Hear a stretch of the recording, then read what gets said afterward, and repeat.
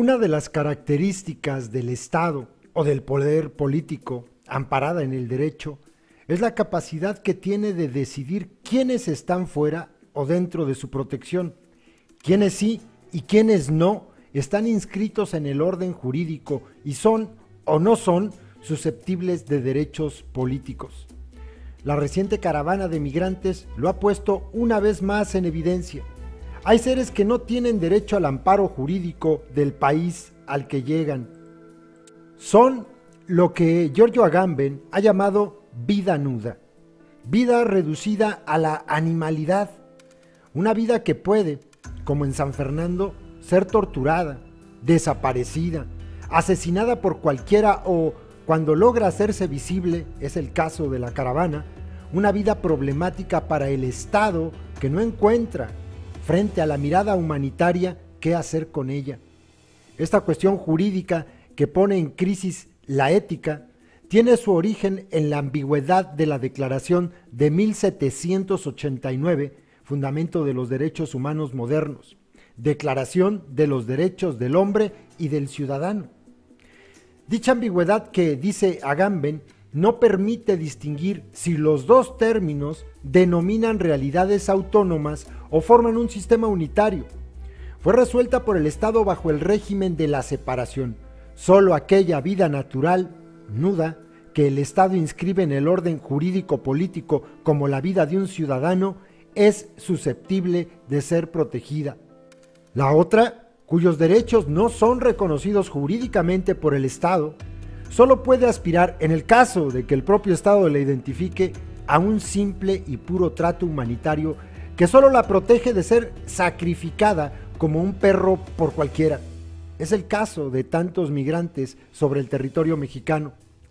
Esta separación entre lo humanitario y lo político que vivimos cada vez más en el mundo es, dice Agamben, la fase extrema de la decisión entre los derechos del hombre y los del ciudadano.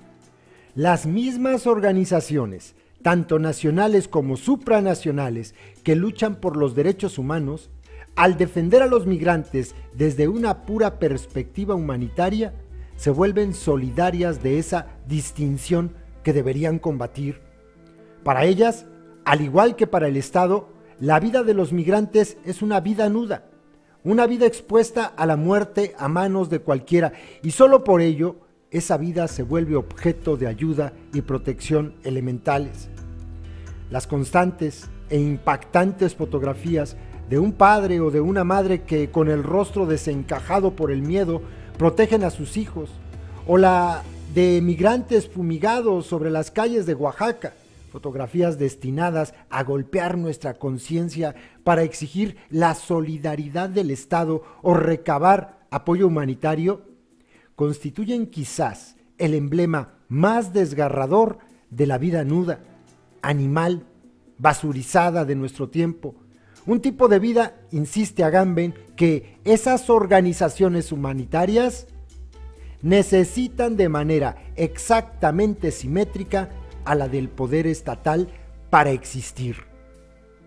Lo humanitario separado de lo político solo puede reproducir el estado de excepción sobre el que se funda el Estado-nación y que se expresa en los campos de refugiados y los albergues, eufemismos del campo de concentración, de la casa de seguridad, sitios en los que, entre comillas, humanitariamente, el Estado encierra a los migrantes para regresarlos a sus países, donde solo tienen derechos de juris, pero no de facto, o para condenarlos a una vida, entre comillas, humanitariamente animal en el nuestro. En todo caso, el espacio al que se les somete allá o acá es el de la pura excepción. Un paradigma político que pone en entredicho la viabilidad del Estado, tal y como las teorías políticas lo describen. Esos sitios en los que el Estado encierra a los seres humanos sin derechos políticos para salvaguardar su humanidad son el paradigma en el que se ha convertido casi todo el espacio político. En él, como sucede cada vez más en México y en los países que generan las migraciones, los propios ciudadanos vamos perdiendo la protección del Estado. Desde hace más de 2 décadas, y ahí están el inmenso número de fosas clandestinas para mostrarlo, los ciudadanos de este país somos como los migrantes, susceptibles de ser asesinados, secuestrados, desaparecidos.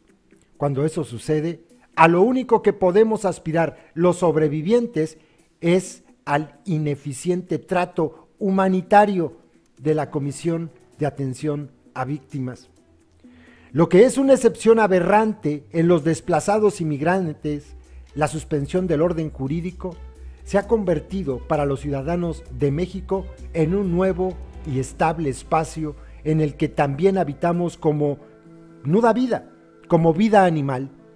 De allí que algún día haya definido a México como un campo de concentración al aire libre, un sitio donde el orden jurídico carece de localización real.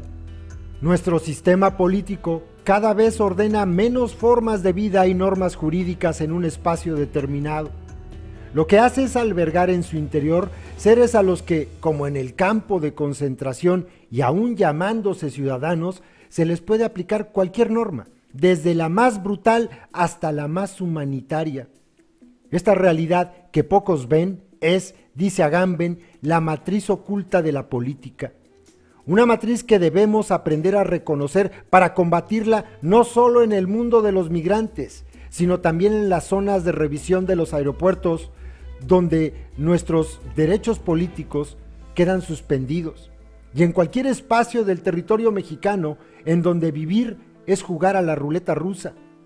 Además, opino que hay que respetar los acuerdos de San Andrés, detener la guerra, liberar a las autodefensas de Mireles y a todos los presos políticos, hacer justicia a las víctimas de la violencia, juzgar a gobernadores y funcionarios criminales y refundar el INE.